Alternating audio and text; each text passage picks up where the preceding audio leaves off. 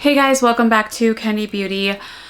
Things have been crazy. If you haven't already, don't forget to subscribe to my channel, tap that bell so you can be notified of all the new upcoming videos because we do a lot of fragrance, makeup, all things beauty. It's right here. Shop with me, it's Bath & Body, you name it, it's right here.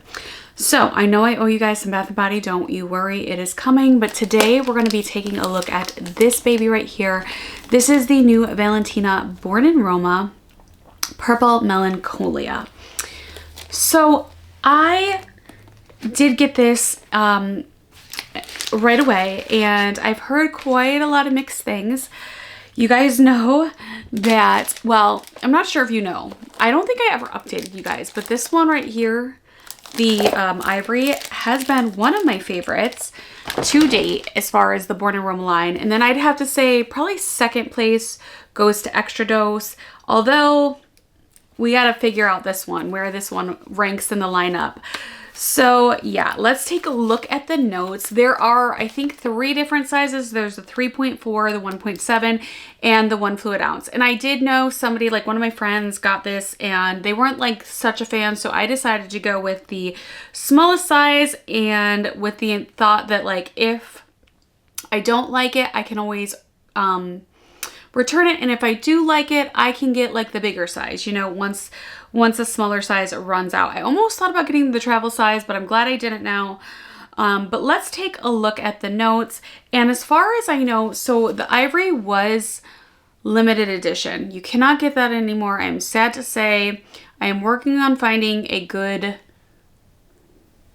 clone dupe of that one. I have been looking for a while, so I've also been talking to some brands about it, so I'm hoping that more and more brands will be coming out of inspos of this one. As far as I know, the Purple Melancholia, the one that we're going to be taking a look at reviewing today, is not limited edition. It's going to be part of their like everyday lineup. So, and then last time, I did smell the Uomo in store. Last time I had done a review on the Uomo and the Donna, and this time I just felt like it was unnecessary because, quite frankly, when I smelled the Uomo in store, there wasn't anything that like kind of stuck out as different to me. It really just replicated that normal Uomo DNA, maybe a little bit sweeter, but pretty much just the same old Uomo. So that's why I decided not to get both this time and just review the Donna. Okay, so the notes are very simple on this one. I'm actually quite surprised. So we have keynotes of Juicy Plum Accord. We have Osmanthus Accord. And then we have Rich Vanilla in the base. Again, very simple notes. When I sprayed this in store, I was like, I don't know, but we're gonna see, because a lot of times with Valentinos, you have to let them sit a little bit.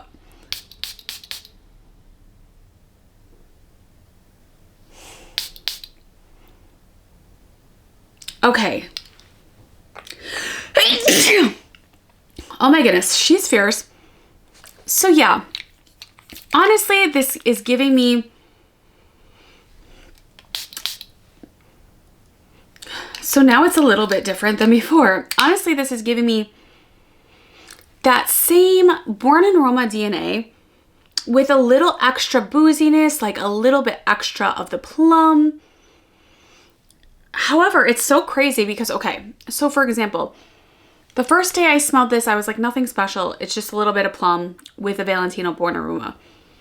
Then the last couple of days, I've been spraying it because I like to kind of like spray things before I review them sometimes, especially with these ones, with the Valentinos, because they are very shade shifting. If you know, like one time they can smell a certain way, the next time they can smell another way. And I did want to do a wear test on this one. So today it's giving me more of that plum Born in Roma. However, the last couple days I was getting this like ethereal, airy, like very sweet, almost marshmallow plum effect to this. It smelled more like the Ivory, and it was really, really nice. Now tonight I'm getting the typical Born in Roma with the plum. Now when I did wear this, it was very long lasting. On me, it dried down a little bit floral. We're gonna try it out again. I don't have anything on.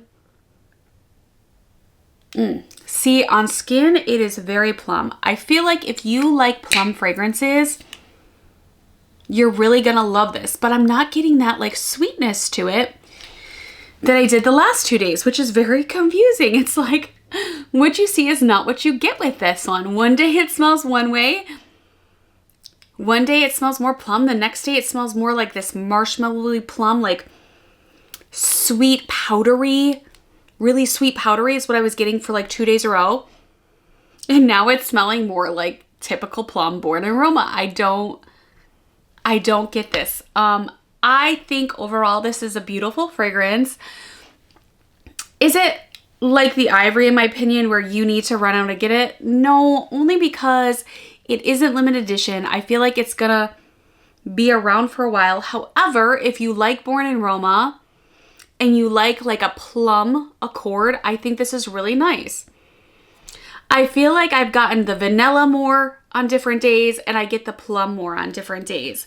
And those are honestly the main notes to me that stand out besides the original Born in Roma. You get the original Born in Roma in this, and then you get plum and vanilla. And today, it's leaning more in the plum. The other days, it was leaning more in like this ethereal, like powdery, beautiful vanilla plum. It's just crazy to me. And then for me on my skin, it dries down a little bit floral. So I think that if you like a plum floral, you're going to like this. I also feel like though, this is going to be the type of fragrance that will be different on everybody's pH. It will dry down differently on everybody's skin.